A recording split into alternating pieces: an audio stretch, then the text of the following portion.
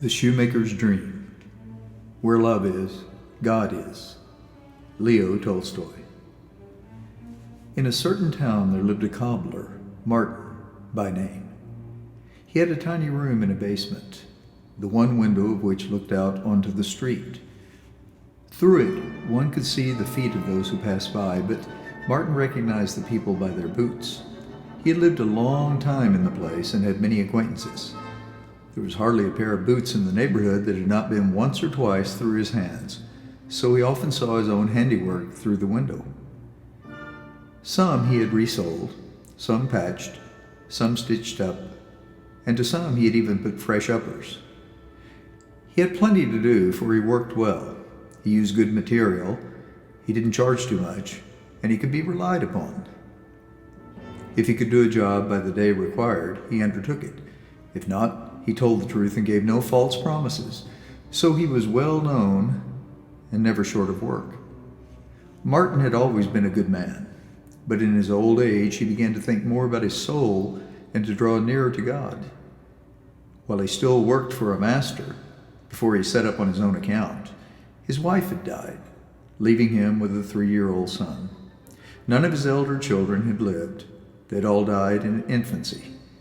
At first, Martin thought of sending his little son to his sisters in the country, but then he felt sorry to part with the boy, thinking, "It would be hard for my little Capitan to have to grow up in a strange family. I will keep him with me." Martin left his master and went into lodgings with his little son. But he had no luck with his children. No sooner had the boy reached an age when he could help his father and be a support as well as a joy to him, then he fell ill, and after being laid up for a week with a burning fever, he died. Martin buried his son, and gave way to despair so great and overwhelming that he murmured against God. In his sorrow he prayed again and again that he too might die, reproaching God for having taken the son he loved, his only son, while he, old as he was, remained alive. After that, Martin left off going to church. One day, an old man from Martin's native village, who had been a pilgrim for the last 8 years, called in on his way from the monastery. Martin opened his heart to him and told him of his sorrow. "I no longer even wish to live, holy man," he said. "All I ask of God is that I soon may die. I'm now quite without hope in the world." The old man replied, "You have no right to say such things, Martin. We cannot judge God's ways. Not our reasoning, but God's will. That decides. If God willed that your son should die and you should live, it must be best so. As to your despair, that comes because you wish to live for your own happiness." "Well, what else should one live for?" asked Martin. "For God, Martin," said the old man. "He gives you life. You must live for Him. When you have learnt to live for Him, you will grieve no more, and all will seem easy to you." Martin was silent a while, and then he asked, "But how is one to live for God?" The old man answered, "How one may live for God has been shown to us by Christ. Can you read? Then buy the Gospels and read them. There you will see how God would have you live. You have it all there." These words sunk deep into Martin's heart, and that same day he went and bought himself a Testament in large print, and he began to read. At first he meant only to read on holidays, but having once begun, he found it made his heart so light that he read every day. Sometimes he was so absorbed in his reading that the oil in his lamp burnt out before he could tear himself away from the book. He continued to read every night, and the more he read, the more clearly he understood what God required of him and how he might live for God. And his heart grew lighter and lighter. Before, when he went to bed, he used to lie with a heavy heart, moaning as he thought of his little Capitan. But now he only repeated again and again, Glory to thee, O Lord, thy will be done." From that time, Martin's whole life changed. Formerly, on holidays, he used to go and have tea at the public house and did not even refuse a glass or two of vodka. Sometimes, after having had a drop with a friend, he left the public house not drunk, but rather merry, and would say foolish things, shout at a man, or abuse him. Now, all that sort of thing passed away from him. His life became peaceful and joyful. He sat down to his work in the morning, and when he had finished his day's work, he took the lamp down from the wall, stood it on the table, fetched his book from the shelf, opened it, and sat down to read. The more he read, the better he understood, and the clearer and happier he felt in his mind. It happened once that Martin sat up late, absorbed in his book. He was reading Luke's Gospel, and in the 6th chapter he came upon these verses. To him that smiteth thee on one cheek, offer also the other. And from him that taketh away thy cloak, withhold not thy coat also. Give to every man that asketh thee, and of him that taketh away thy goods, ask them not again. And as ye would that men should do to you, do ye also to them likewise. He also read the verses where our Lord says, And why call ye me Lord, Lord, and do not the things which I say? Whosoever cometh to me and heareth my sayings and doeth them, I will show you to whom he is like. He is like a man which built a house, digged deep, laid the foundation upon a rock. When the flood arose, the stream beat vehemently upon that house, and it could not shake it, for it was founded upon a rock. But he that heareth and doeth not, he is like a man that without a foundation built a house upon the earth, against which the stream did beat, and immediately it fell. And the ruin of that house was great. When Martin read these words, his soul was glad within him. He took off his spectacles and laid them on the book. Leaning his elbows on the table, pondered over what he had read. He tried his own life by the standard of those words, asking himself, Is my house built on the rock or on sand? If it stands on the rock, it is well. It seems easy enough while one sits here alone and one thinks one has done all that God commands. But as soon as I cease to be on my guard, I sin again. Still, I will persevere. It brings such joy. Help me, O Lord. He thought all this and was about to go to bed, but was loath to leave his book. So he went on reading the 7th chapter about the centurion, the widow's son, and the answer to John's disciples. And he came to the part where a rich Pharisee invited the Lord to his house. And he read how the woman who was a sinner anointed his feet and washed them with her tears, and how he justified her.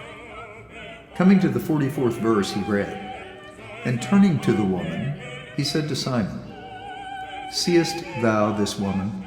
I entered into thine house, and thou gavest me no water for my feet, but she hath wetted my feet with her tears, and wiped them with her hair.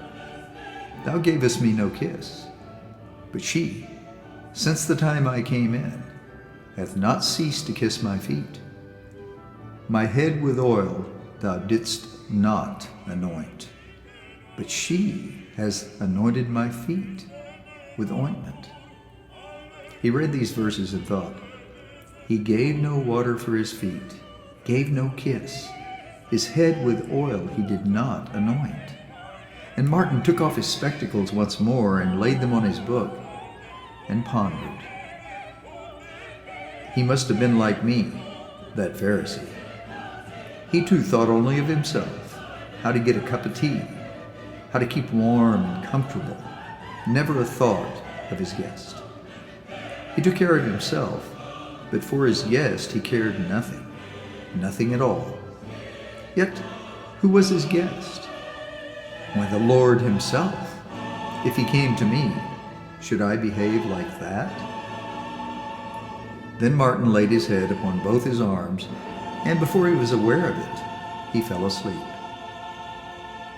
Martin, he suddenly heard a voice, as if someone had breathed the word above his ear. He started from his sleep. "Who's there?" he asked. He turned around and looked at the door. No one was there. He called again.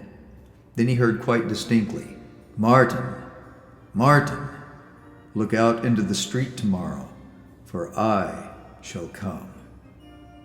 Martin roused himself, rose from his chair, and rubbed his eyes. But he didn't know whether he had heard these words in a dream or awake. He put out the lamp and lay down to sleep.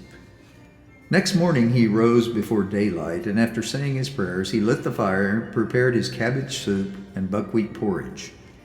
Then he lit the samovar, put on his apron, and sat down by the window to his work. As he sat working, Martin thought over what had happened the night before. At times it seemed to him like a dream. At times he thought that he really had heard the voice. Such things have happened before now, thought he. So he sat by the window, looking out into the street more than he worked, and whenever anyone passed in unfamiliar boots, he would stoop and look up, so as to see not only the feet, but the face of the passerby as well. A house porter passed in new felt boots, then a water carrier. Presently an old soldier of Nicholas's reign came near the window, spade in hand. Martin knew him by his boots, which were shabby old felt ones, galoshed with leather. The old man was called Stepanich. A neighboring tradesman kept him in his house for charity, and his duty was to help the house porter. He began to clear away the snow before Martin's window. Martin glanced at him and then went on with his work. "I must be growing crazy with age," said Martin, laughing at his fancy. "Stepanich comes to clear away the snow, and I must needs imagine it's Christ coming to visit me. Old dotard that I am." Yet, after he had made a dozen stitches, he felt drawn to look out the window again. He saw that Stepanich had leaned his spade against the wall, and was either resting himself or trying to get warm. The man was old and broken down, and had evidently not enough strength even to clear away the snow. "What if I called him in and gave him some tea?" thought Martin. "The samovar is just on the boil." He stuck his awl in its place and rose. Putting the samovar on the table, he made tea. Then he tapped the window with his fingers. Stepanich turned and came to the window. Martin beckoned to him to come in and went himself to open the door. "Come in," he said, "and warm yourself a bit. I'm sure you must be cold." "May God bless you," Stepanich answered. "My bones do ache to be sure." He came in, first shaking off the snow, and lest he should leave marks on the floor, he began wiping his feet, but as he did so, he tottered and nearly fell. "Don't trouble to wipe your feet," said Martin. I'll wipe up the floor. It's all in a day's work. Come, friend, sit down. Have some tea." Filling 2 tumblers, he passed one to his visitor, and pouring his own out into the saucer, began to blow on it. Stepanich emptied his glass, and turning it upside down, put the remains of his piece of sugar on the top. He began to express his thanks, but it was plain that he would be glad of some more. "Have another glass," said Martin, refilling the visitor's tumbler and his own. But while he drank his tea, Martin kept looking out into the street. "Are you expecting anyone?" asked the visitor. "Am I expecting anyone? Well, now, I'm ashamed to tell you. It isn't that I really expect anyone, but I heard something last night which I can't get out of my mind. Whether it was a vision or only a fancy, well, I can't tell. You see, friend, last night I was reading the gospel about Christ the Lord, how he suffered, how he walked on the earth. You've heard tell of it, I dare say." "I've heard tell of it," answered Stepanich, "but I'm an ignorant man and not able to read." "Well, you see, I was reading of how he walked on earth. I came to that part, you know, where he went to a Pharisee who did not receive him well. Well, friend, as I read about it, I thought how that man did not receive Christ the Lord with proper honor. Suppose such a thing could happen to a man such as myself. I thought, what would I not do to receive him? But that man gave him no reception at all. Well, friend, as I was thinking of this, I began to doze, and as I dozed, I heard someone call my name. I got up, and I thought I heard someone whispering, "Expect me. I will come tomorrow."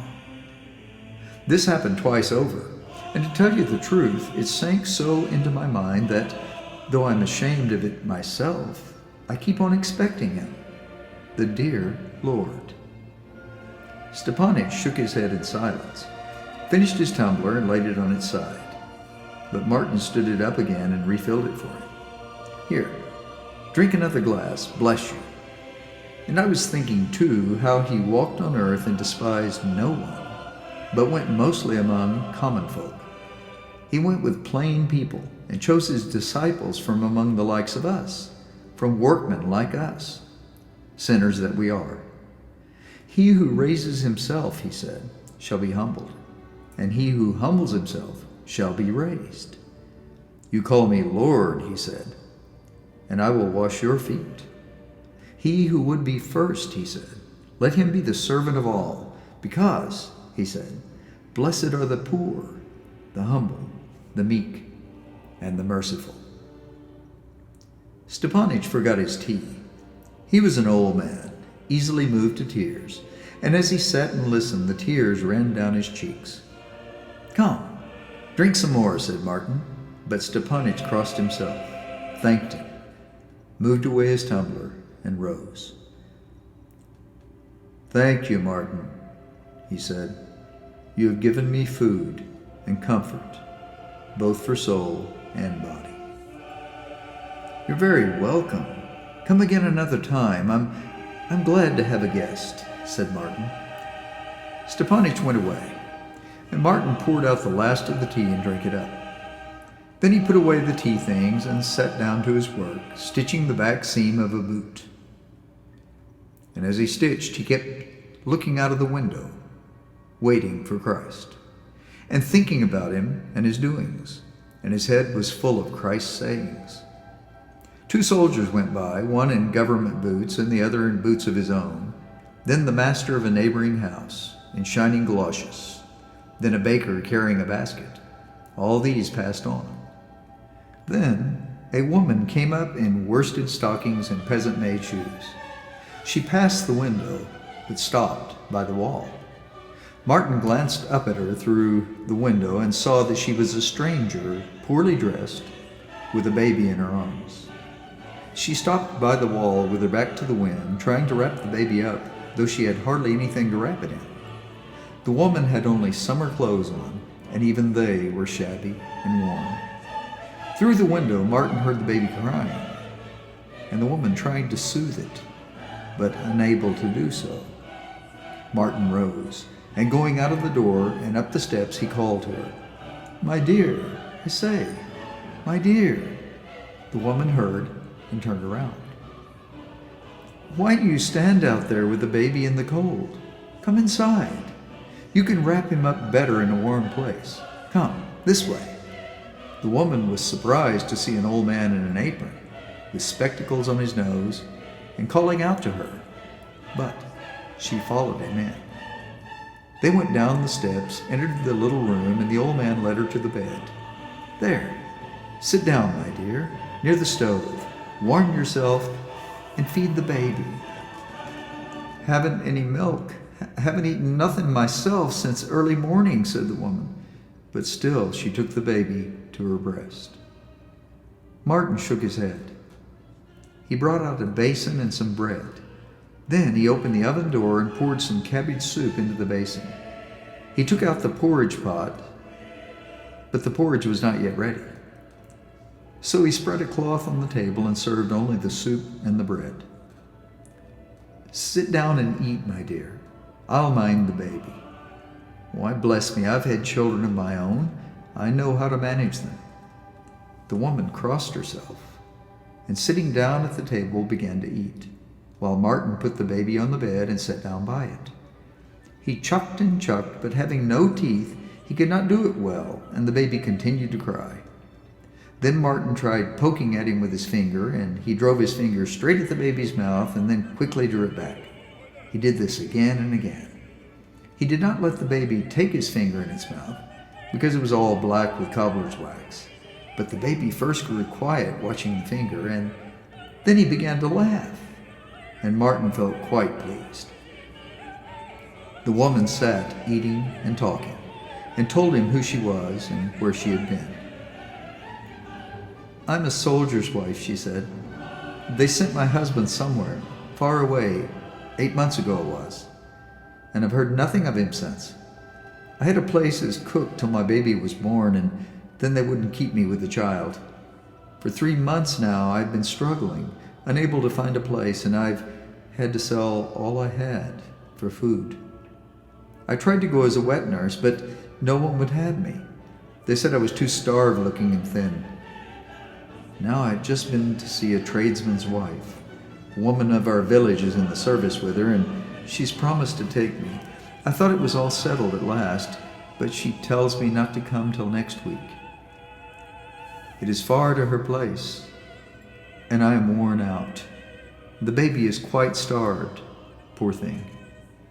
Fortunately, our landlady has pity on us and lets us lodge free, else I don't know what we should do." Martin sighed. "Well, haven't you any warmer clothing?" he asked. "How could I get warm clothing?" said she. "I pawned my last shawl for 6 pence yesterday."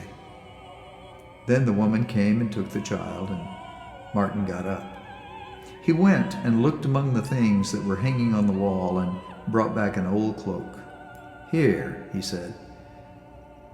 "Though it's a worn-out old thing, it will do to wrap him in." The woman looked at the cloak, then at the old man, and taking it, burst into tears. Martin turned away and, groping under the bed, brought out a small trunk.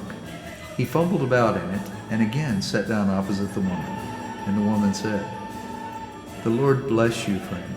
Surely Christ must have sent me to your window, else the child would have frozen. It was mild when I started, but now see how cold it is turned.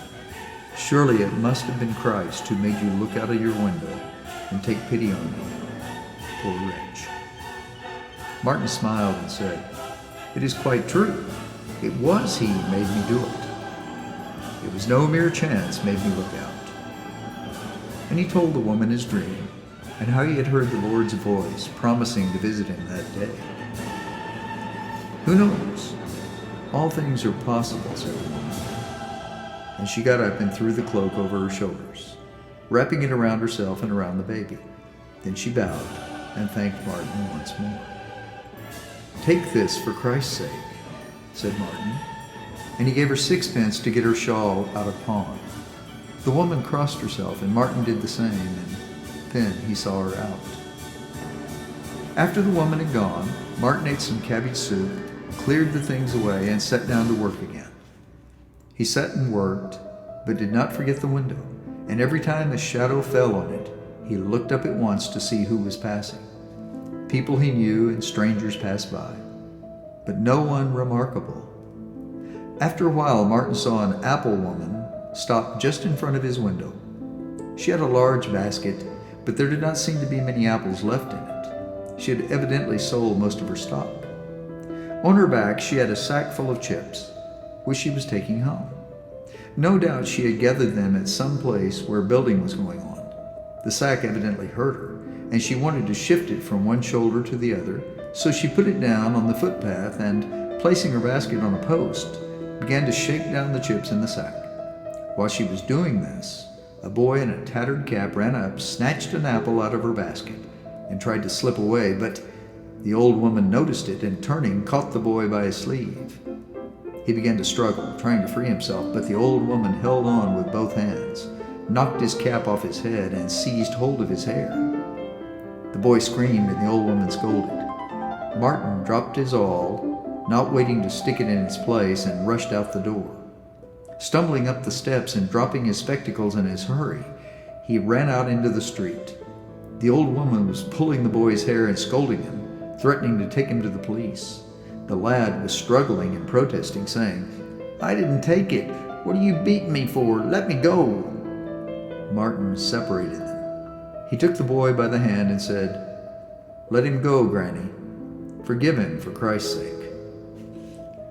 "I'll pay him out so he won't forget it for a year. I'll take that rascal to the police." Martin began entreating the old woman. "Let him go, Granny. He won't do it again. Let him go, for Christ's sake." The old woman let go, and the boy wished to run away, but Martin stopped him. "Ask the granny's forgiveness," he said, "and don't do it another time. I saw you take the apple." The boy began to cry and to beg pardon. "That's right. Now, here's an apple for you." And Martin took an apple from the basket and gave it to the boy, saying, "I will pay you, Granny." "You'll spoil him that way, young rascals," said the old woman. "He ought to be whipped so that he should remember it for a week." "Oh, Granny, Granny," said Martin, "that's our way, but it's not God's way. If he should be whipped for stealing an apple, what should be done to us for all of our sins?" The old woman was silent. Martin told her the parable of the Lord who forgave his servant a large debt, and how the servant went out and seized his debtor by the throat. The old woman listened to it all, and the boy too stood by and listened. "God bids us forgive," said Martin, "or else we shall not be forgiven. Forgive everyone, and a thoughtless youngster most of all." The old woman wagged her head and sighed. "It's true enough," she said, "but they are getting terribly spoiled." "Then we old ones must show them better ways," Martin replied. "That's just what I say," said the old woman.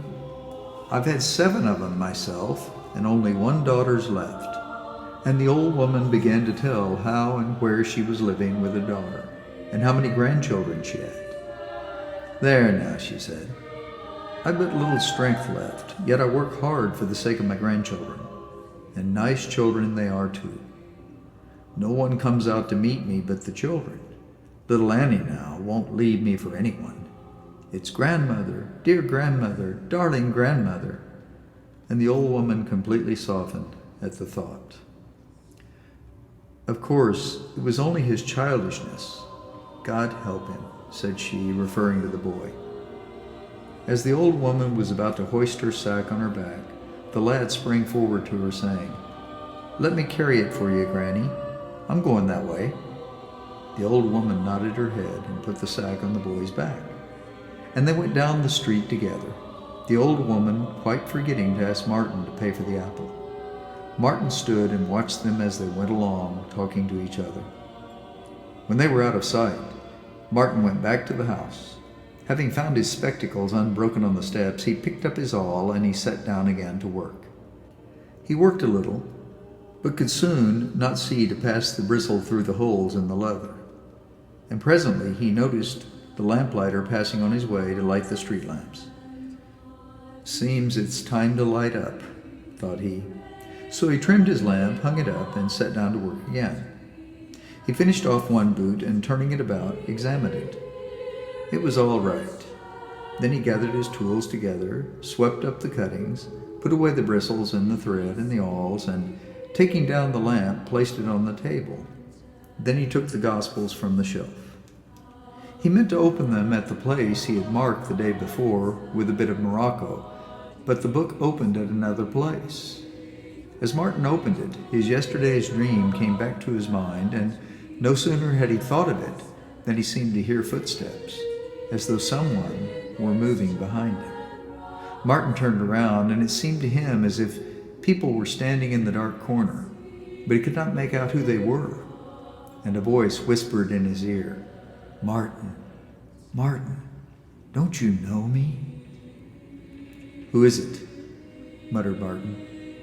"It is I," said the voice, and out of the dark corner stepped Stepanich, who smiled and, vanishing like a cloud, was seen no more. "It is I," said the voice again, and out of the darkness stepped the woman with the baby in her arms, and the woman smiled and the baby laughed, and they too vanished. "It is I," said the voice once more. And the old woman and the boy with the apple stepped out, and both smiled, and then they too vanished. And Martin's soul grew glad.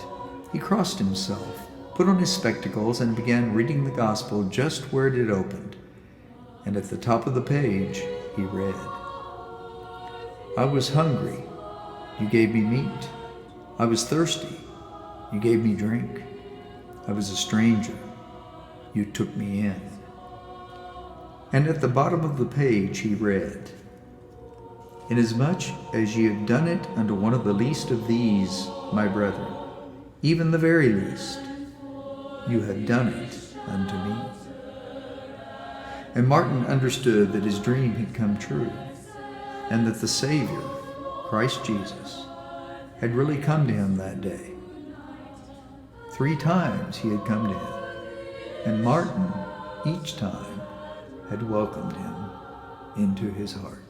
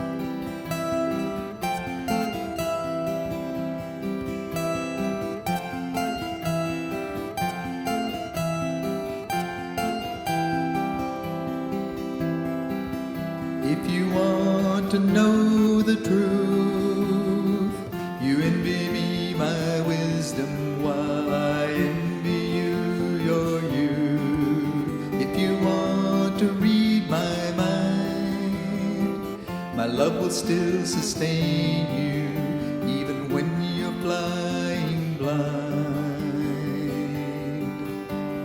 Come what may, some sad day, if shadows fall across your way, when you're alone, out on your own, I pray you'll hear my song. My heart is on your side, anywhere you travel on your journey far and wide. I'll always be your friend, catch you when you're falling and you're driven by the wind. Come what may, some sad day, shadows fall across your way, when hope seems dead and dreams have fled, I pray you'll hear my song. You'll remember.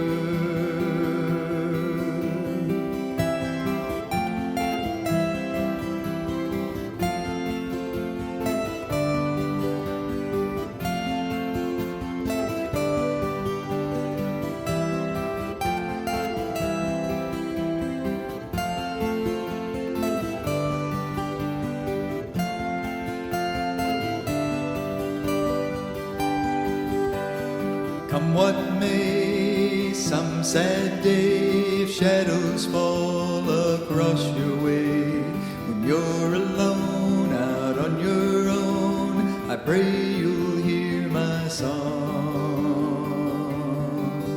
If you want to know the truth, you envy me my wisdom while I envy you your youth.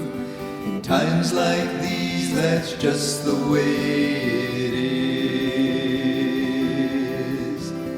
Come what may, some sad day, if shadows fall across your way, when hope seems dead and dreams have fled, I pray you'll hear my song. Come what may, one fine day, shadows all will pass away. You and I will take the sky. I pray you'll hear my song.